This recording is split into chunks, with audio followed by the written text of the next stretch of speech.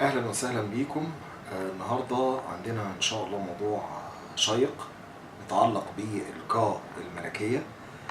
عايزين في البدايه نطرح مجموعه كده من التساؤلات. ايه معنى القاء الملكيه؟ ايه السياق اللي ظهرت فيه القاء الملكيه؟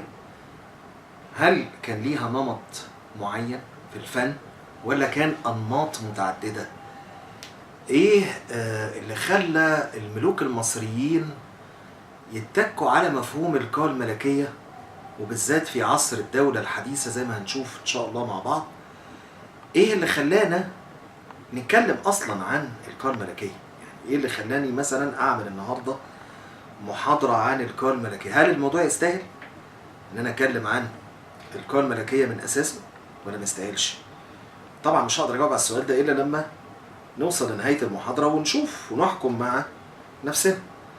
الحاجة التانية بقى برضو، يعني وانا بدي المحاضرة هنحاول نطرح دايما تساؤلات ونحاول ان احنا نفهم المعاني المتعددة للقاء الملكية، لان احنا هنعرف ان شاء الله مع بعض ان القاء الملكية ملهاش نمط واحد ولا ليها معنى واحد، انما هي جت في اكتر من سياق، في اكتر من حالة، في اكتر من موقف. فاحنا هنحاول ان شاء الله ان احنا نشوف كل المواقف دي وكل الحالات دي، بحيث ان احنا نطلع ببانوراما عامة، وفي نهاية المحاضرة هنلخص كل النتائج اللي احنا وصلنا لها عن القاء الملكية. انا مقسم الموضوع لكم فايل. هبتدي الاول من فترة ما قبل التاريخ، ودايما نتعلم قاعدة مهمة جدا في دراستنا لأي حضارة بشرية، وهو انا عايزك تنخور ورا الحاجة. يعني حتى لو انت مقتنع بان فكرة ما بدأت في العصور التاريخية، طب ما تدور كده في فترة ما قبل التاريخ، يمكن تلاقي حاجة. حتى لو انت مش مقتنع ان الفكرة دي ليها جذور في عصور ما قبل التاريخ، خد نفسك على قد عقلك وحاول انك تشوف فترة ما قبل التاريخ، وممكن يطلع كلامك صحيح. تبص تلاقي شكل فني مشابه قوي للشكل اللي انت عارفه في العصور التاريخية، لكن المعنى مش واحد. المعنى حصل له تطور مع الزمن. ده كويس. لو انا وصلت للاستنتاج ده حاجة كويسة جدا. هيعرفك برضو ان مفيش شيء بيطلع مرة واحدة، وانما كان لازم يكون ليه ارهاصات سابقة قبل ظهوره المتعارف عليه في شكل معين.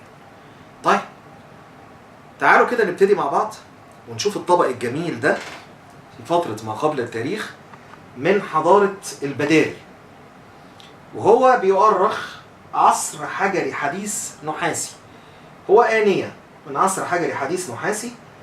أهمية الآنية دي إن عليها لأول مرة أقدم نقش بارز معروف حتى الآن في الحضارة المصرية القديمة.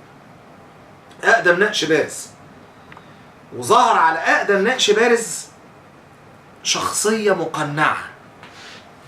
الشخصية المقنعة دي احنا عرفناها ازاي انها مقنعة؟ ان هي لو انت خدت بالك هي طبعا طالع لها ديل اهي. ديل ده الفنان كان بارع بصراحة ان هو وضح لك ان من الواضح جدا ان الشخصية دي لابسة رداء حيواني. انسان مقنع في صورة حيوانية. في فترة ما قبل التاريخ لما بتلاقي واحد مقنع في صورة حيوانية، يبقى ده غالبا بنسبة كبيرة قوي كاهن، يعبر عن وجود مؤسسة كهنوتية. طيب هو ليه بيتقنع؟ لأنه بكل بساطة عايز يقولك إن في قوة في الكون موجودة احنا بنسميها قوة ما ورائية.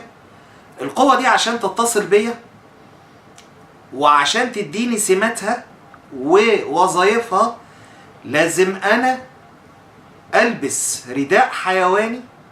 الرداء ده ما هو الا مجرد وعاء هيوصلني للقوة دي، ومن خلالها القوة دي تقدر تتواصل معايا. طب سؤال، هل الرداء ده كفاية؟ لا مش كفاية. سمات التقنع لوحدها مش كفاية. ولكن لازم تعمل طقسة. طقسة هنا تمثلت في انه لأول مرة هنشوف واحد رافع دراعيه لفوق، رافع دراعيه لفوق عشان يتصل بالقوة الماورائية. يبقى رفع الذراعين لأعلى احنا كده يعني اهو. ما هو احنا القاء اللي هنشوفها في العصور التاريخية هي عبارة عن ايه؟ ما هي عبارة عن دراعين مرفوعين كده. طبعا انا مش بقول ان المعنى هنا هو نفس المعنى اللي طلع في البداري، ما بقصدش كده اطلاقا، ولكن انا عايز بس اوصلك الفكرة بتبتدي ازاي. انت عندك طقسة بتتعمل عن طريق كاهن مقنع، سبب تقنعه انه هو عايز يكتسب صلاحيات القوى الماورائية، سماتها. طيب وفي نفس الوقت عشان يقدر يتواصل مع هذه القوة لازم يرفع ذراعيه لأعلى. يبقى رفع ذراعيه لأعلى في ثقافة لسه ما عرفتش الكتابة، مقصود بيها ايه يا شباب؟ مقصود بيها انه بيتصل بهذه القوة في نوع من التفاعل مع القوة دي. طبعا ده نقطة مهمة جدا، ان انا كده ببتدي البدايات الاولى بتاعتي في فكرة رفع الدراعين لأعلى. في سؤال؟ طيب تعالوا كده نشوف المنظر اللي بعده. طبعا يعني المنظر اللي فات ده لما بنتكلم في حضارة البداري يبقى احنا كده بنتكلم في البدايات الاولى. طيب عايز كده استأذنكم نبص على الفخار الجميل ده اللي على الشمال، نقادة واحد. اللي على الشمال ده عندي راجل طالع له مجموعة من الريش، وبرضه الراجل ده مقنع. طب انا عرفت ازاي؟ لسبب بسيط جدا. بص لراسه، هتلاحظ ان الراس واخده شكل راس الطير غالبا، ولابس جراب العورة، وواضح كمان انه لابس نقبة، والنقبة دي مزركشة او مزخرفة. الراجل ده شخصية مكانة اجتماعية مرموقة، وعشان يميز نفسه حط العلامات دي. دي علامات بتوضح لي ان انا قصاد شخصية اجتماعية مرموقة. هو راجل، وعبر عن كده من خلال الشعر ومن خلال الايه الجراب العورة اللي احنا شايفينه هنا اهو، وراح رافع ذراعيه لاعلى. دي نقادة واحد. هتقول لي انت عرفت ازاي؟ بكل بساطة الراجل في فخار نقادة واحد حجمه اكبر من الانثى.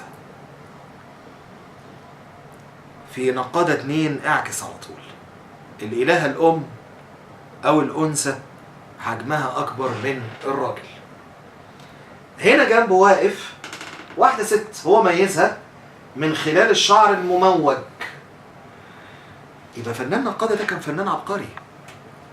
فنان نقادة ده مش بيرسم كده يعني اي حد وخلاص، ده ساب لك علامات في الحجم، ساب لك علامات تحدد لك الوضع الاجتماعي، الجنس، المكانة الاجتماعية، الطقسة اللي بيتكلم عنها. ساب لك كمان ما يشبه نقبة صغيرة كده لابسها الراجل ولابسها الست زي ما احنا شايفين اهو، واكد على ان النخبة دي كمان طلع لها بعض الشرشيب. يعني انت هنا بتتكلم في شخصية اجتماعية كانت موجودة في عصر نقادة واحد. انا بصراحة مش قادر، انا ليه بقول شخصية اجتماعية مرموقة؟ لان انا مش قادر اديله مسمى اكتر من كده بصراحة. واحد يقول لي مثلا طب ليه ما قلتش عليه قائد او زعيم؟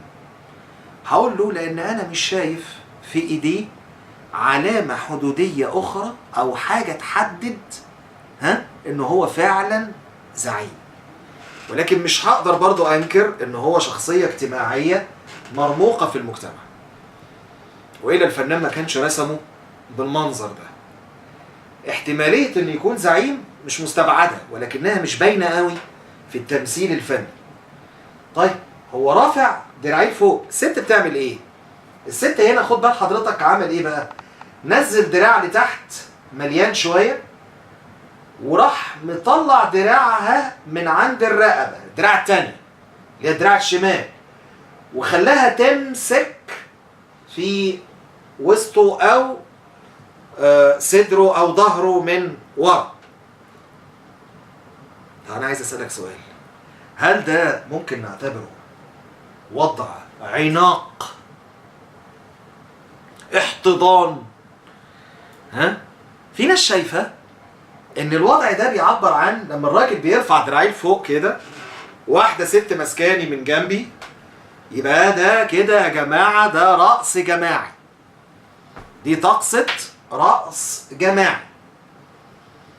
والرقص الجماعي هنا كان بيجمع مجموعة من الرجال مع مجموعة من السيدات مع بعض، والرقص في حد ذاته طقسة في فخار نقادة، سواء واحد أو اتنين أو حتى تلاتة. وبالتالي في احتمال برضو ان رفع الدراعين لفوق ده في إطار طقسي، بيعبر هنا احتمالية غير مستبعدة انه بيتصل بقوة ما ورائية من خلال الرأس ورفع الذراعين لأعلى. هذا برضو كلها حاجات مش مستبعدة. طيب هنبص كده مع بعض، بص للتمثال التحفة ده.